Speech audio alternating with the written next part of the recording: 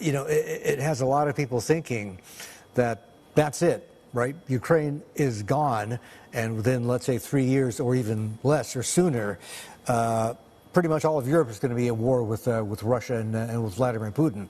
I mean, to your point, the way they're trying to salvage this, getting the Europeans together to bring another deal to Trump and have him sign off on it. How is that going to work? You've had the UK and also the French saying, look, to address Zelensky's words about a security guarantee, we'll put boots on the ground. It's going to be our guys, right, in the line of fire, etc.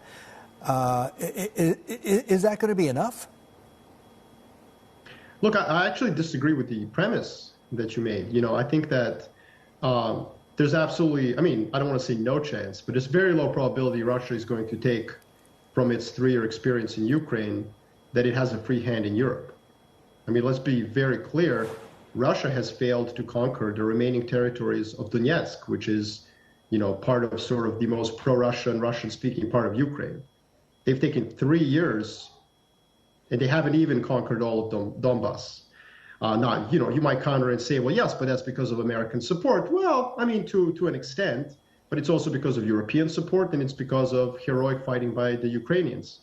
So I think that we all have a very overstated view of Russian power and Russian might, and a very understated view of European capabilities, which are clearly going to, respond to both American recent chatter about abandoning Europe, but also Russian aggression. So nothing is linear. We cannot linearly extrapolate European weakness. And this is where I really disagree with your former guest, who's saying this is terrible for Europe. I completely disagree. You couldn't have a better outcome for Europe.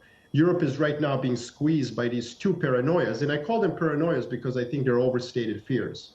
But these two paranoias of somehow Russian military aggression and American abandonment, I think both are overstated risks. Nonetheless, Europeans are reacting to these two with greater integration, greater spending on defense, and greater sense of self, of need to integrate further.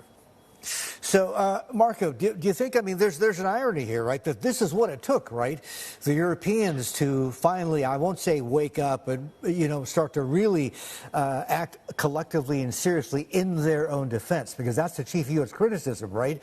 It's like you guys have been talking about this for I don't know how long. Intellectually you get it. In material terms, I don't think you do, because you're not quite up to 2.5% defense spending yet. But, when the U.S. takes a step back and says, look, you're on your own, or wants to give that perception, the Europeans are finally in let's do this mode. Well, yes, it is ironic, of course, but I would say that it's also understating European capabilities, which are not as paltry as Americans have said. Oftentimes for the past 20 years, Americans have said Europeans don't have the ability to refuel their fighter jets in midair, or, for example, to send troops over a long period, long geographical, areas. And these are American concerns. These aren't European concerns. Europe is not going to take the war to anyone. The war will come to Europe in the case of your point about Russian aggression. So Europe actually has pretty decent capabilities. And I think that if one just does a modicum of order of battle analysis, one would understand this. So that's the first issue. The second issue I would point out is that it's ironic that America has been asking Europe to put its big boy pants on. And I say it's ironic because I'm not sure that's really in American interests. The first Secretary General of NATO, Lord Ismay, said NATO's purpose was to keep Americans in, Russians out, and Germans down. And there is a real American benefit. America benefits from this sort of a permanent state of geopolitical adolescence that Europe has been in, because Europe doesn't really get to have its own opinions or to pursue its own interests. And so I think that Americans, by pushing Europe to integrate, are really sowing the seeds for a much more multipolar world, and also for a day when Europe doesn't necessarily, agree or act on American interests. I got to ask you, Marko, let's say the Europeans do manage to get Trump to the table to sign a deal. There is a ceasefire, and the war ends in whatever shape or form. Whether Russia gets to keep 1/5 Ukraine or not, I don't know. And putting aside, what the security guarantees are going to look like for Ukraine boots on the ground. What is the next thing? Should we be worried about the Baltic states? Is it pretty clear that Russia and Putin are going after them, or not so much? Well, I got to tell you, as I said earlier, I mean, no way. I think this premise is made up. I think the probability is less than 5%. I mean, again, we can't speak with theoretical ideas. First of all, everybody assumes Vladimir Putin is just hungry for more territory.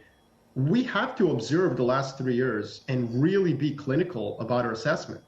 What part of the last 3 years gives you the sense that Russia feels confident about further military conquest? I mean, again, it took them 3 years to conquer a very paltry amount of Ukrainian territory.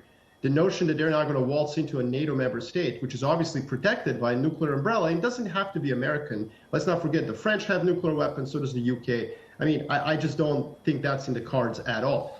But one thing that you mentioned, we don't know what kind of security guarantees Ukraine will get. Look, I don't care who's the president of the United States of America. There's no way that Ukraine would have ever received ironclad security guarantees. That's a fantasy.